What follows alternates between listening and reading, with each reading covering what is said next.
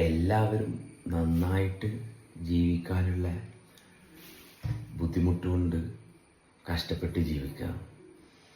എല്ലാവരും നന്നാകാൻ ഒരുപാട് കാര്യങ്ങൾ ഇതൊന്നും നടക്കൂല എന്നുള്ള ഭാഗത്തായിരിക്കണേ.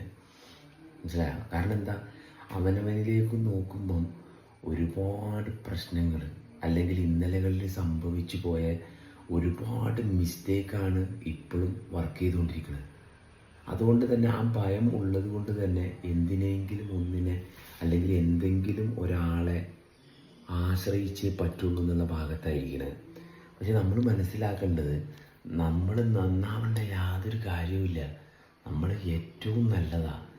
അതുകൊണ്ടാണ് നമ്മളിവിടെ ജീവനോടെ ഇരിക്കുന്നത്.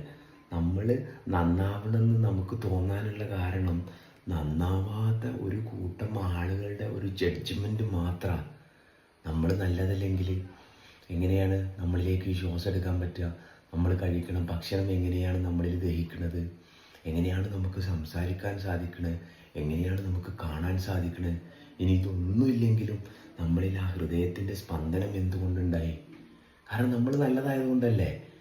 മറ്റൊരാൾക്ക് നമ്മൾ നല്ലതല്ല എന്ന് തോന്നാനുള്ള കാരണം, അങ്ങനെ നമുക്ക് നല്ലതല്ലാതായി തീരാനുള്ള കാരണവും നമ്മൾ ബാക്കിയുള്ളവരെ ആശ്രയിച്ചിട്ടും അവർക്ക് നമ്മളെ കൊണ്ട് എന്തെങ്കിലും ഉപയോഗം കിട്ടാനും വേണ്ടിയിട്ടാണ്. മറിച്ച് നമുക്ക് നമ്മൾ നല്ലതായതുകൊണ്ടും പ്രപഞ്ചം അത് അനുവദിച്ച് തന്നതുകൊണ്ടും ആ നന്മ നമ്മളിലുള്ളത് കൊണ്ടാണ് ഇപ്പം നമ്മൾ എണീറ്റ് നിൽക്കുന്നതും സംസാരിക്കുന്നതും ഞാൻ സംസാരിക്കുന്നത് നിങ്ങൾക്ക് കേൾക്കാനും സാധിക്കുന്നത്. അതുകൊണ്ട് നന്നാവാൻ കഷ്ടപ്പാടുണ്ടെന്ന് കരുതിയിട്ട് ജീവിതം കഷ്ടപ്പെടുത്തണ്ട. നമ്മൾ വളരെ നല്ലതാണ്. അത് നല്ലതായിട്ട് തന്നെ ഇരിക്കും. മനസ്സിലായോ? കാരണം ഇതാരുടെയും തീരുമാനത്തിലല്ല പ്രവർത്തിക്കുന്നത്.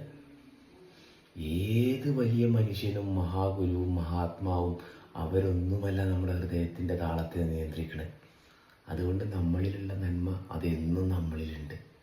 അപ്പോൾ നന്നാവാൻ പാടുപെടുന്നതിന് പകരം ഇനി ഈ നിമിഷം തൊട്ട് നമ്മൾ ചെയ്യുന്ന കാര്യങ്ങളെ നമുക്ക് ശ്രദ്ധിക്കാൻ സാധിച്ചു കഴിഞ്ഞാൽ